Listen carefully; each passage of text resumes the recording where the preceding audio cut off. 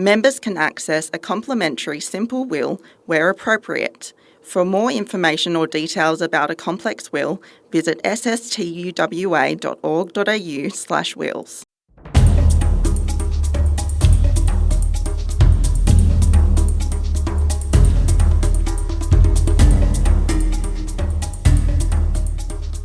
Hello and welcome to Western Teacher Live, the SSTUWA's new podcast talking all things education. This edition we're going to focus on our State of Schools survey, which is a very important way in which the union gets information direct from its members. We need their knowledge of everyday issues that they are confronting, what actually matters to them, and the issue of everyday events that shape how their workload can be reduced, allow them more time for teaching and improve their well-being and their health and safety at work. So gathering all that knowledge can be a bit tricky, hence the State of Schools survey, which is now out and active. And joining me to discuss it are Senior Vice President Natalie Blewitt and Vice President Sharmila Nagar, who will tell us why it's important and how you can take part. Natalie, let's start with you. What sort of information do we glean from our State of School surveys? Yeah, thanks, Bob. So the State of our School survey covers a number of topics, including red tape, violence, professional development. Our particular survey is also this year going to be looking at teacher shortage, class sizes, the school funding, and also support for staff. So number and a broad range of categories that we're asking our members to contribute to. And they can fill in the survey, Sharmila, online, and it takes about 15 minutes to complete. How important is it for us to get members to take part? Hi, thanks Bob, and thanks to our listeners. Yes, it's absolutely vital that we get as many people as possible to complete the survey. Members would have received an e-news if you subscribe, or you can click on news on our website and find the survey link there. And I just want to touch upon the fact that the date's for 31st of July and it closes on the 28th of August. So as many people as possible. Yeah, I'll just clarify that survey is actually open at the moment, so that's up and running. It does close at the end of the month on the same day as our log of claims vote ends, so we've tried to keep everything together so you can go online. I think we've had 150 responses so far, which is encouraging at the very start of the process. Natalie, what issues do you think are going to come forward from this survey, and also perhaps address different issues at different levels? So, for example, leaders may have different issues confronting them from an everyday classroom teacher, if you like, and how do we cope with that in this survey process? Great questions, Bob. Thank you. What members may not know is that depending on which category they are in, it will link them to a slight variation of the questions. So, for example, if you're a teacher, you'll have questions asked specifically for you in your classroom. If you are an administrator, we also have a section for our head of departments, our holers, our deputy principals, associate principals and program coordinators. And then we have a third section for our school leaders, our principals. So each of those different categories, depending on which section you identify with, will lead you onto slight variation, as I mentioned, in questions. So one of the things that I would like to just touch on is the workload. So when we actually did the State of Our Schools survey back in 2021, it was identified by school leaders that workload, their rates were rated as high to very high. 92% of our school leaders identified that their workload was in the high to very high category, and 84% of our school leaders said that work-related stress levels were also high to very high. So in conducting our survey again in 2023, we'd like to be able to compare that data to see if it has increased, if it's maintained the level where the school leaders are working at. But we're also interested in a number of different categories as well. In particular, the staff shortages. For our school leaders, this is impacting our schools immensely.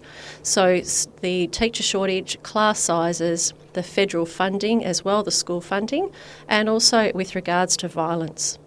And that, of course, is crucial in that gathering of information. And Sharmila, we have a number of processes that the union undertakes on an ongoing basis. The log of claims as part of the general agreement is out for consideration and review by the members at the moment. And as you said earlier, the voting on that will open at the end of the month.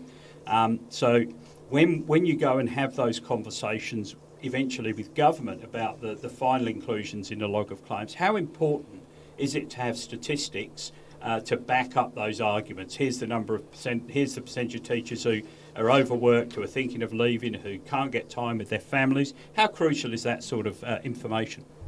Well, this is our evidence, and when we go to negotiate, whether it's with the department or the government on a number of issues, the State of Our School survey plays a key role in not only driving current issues within our schools, but also future and ongoing logger claims and election work that we do with the government.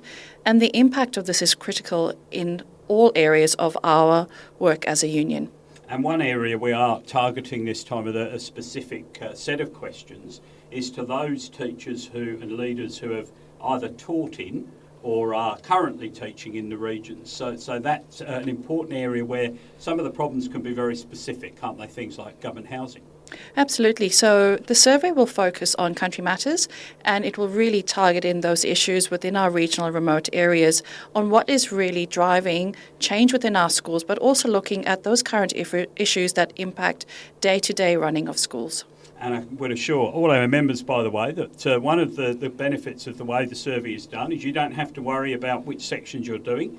That will be guided by your answers. You'll be taken off to the relevant questions. But we are really, really keen to get those who are currently teaching in the regions or have done and may have left for various reasons, good or bad, and we'd be delighted to get that feedback. So remember, check out your e-news with the SSTUWA. If you are not receiving it, almost entirely turns out to be that at some point you've unsubscribed, as we've all done in the past to different emails that we get. You can go online at sstuwa.org.au to ask those to re-establish your link with e-news. It's a very good way of keeping up with stuff, and also via our social media. And another area, Sharmila, within the survey, we've made passing reference to violence, which we've discussed in great depth in other podcasts. But one of the things the survey will be looking at is violence, and particularly if people think they've been subjected to gendered violence.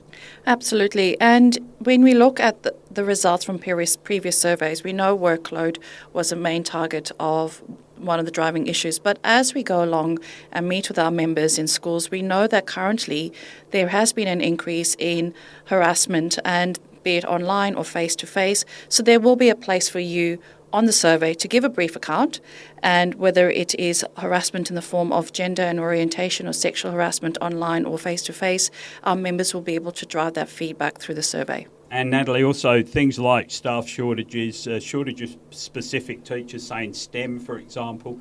This is another area where all teachers can give their views, but especially leaders. And sometimes giving that feedback can be difficult. This is the submissions are confidential. There's no information released about who is making these comments. So it is an opportunity for people to give honest feedback without fear. That's right, Bob. So all of the submissions that we receive are presented in an anonymous fashion, in that there are no names associated to it. But one of the things I would also encourage everybody to do is to make sure that they complete the survey. The more results we have, the better our data set is, and the more that we can then use that evidence to support us with our negotiations, but also the results will feed into the current review that we're having into public education. So many of our listeners will know about our Carmen Lawrence review into public education, and some of the results also will be used to inform our views moving forward. In one of our previous podcasts, we also talked about the funding. So we talked about the $1,800 per student per annum that our public school students are not receiving. So one of the questions too in our survey that the leaders will find is what that extra $1,800, what school leaders could use that extra money for. So great information that will also help us feed into our 2025 election campaign as well. Excellent point, Natalie. Thank you, Natalie. Thank you, Sharmila, and thank you to all our listeners. Please, if you're going to do one thing today and you haven't done it already, go to sstuwa.org.au, find the survey link or check your e-news for that link and fill in the survey. It really can make a huge difference. Thank you. Western Teacher Live, cutting through noise on public education and union issues.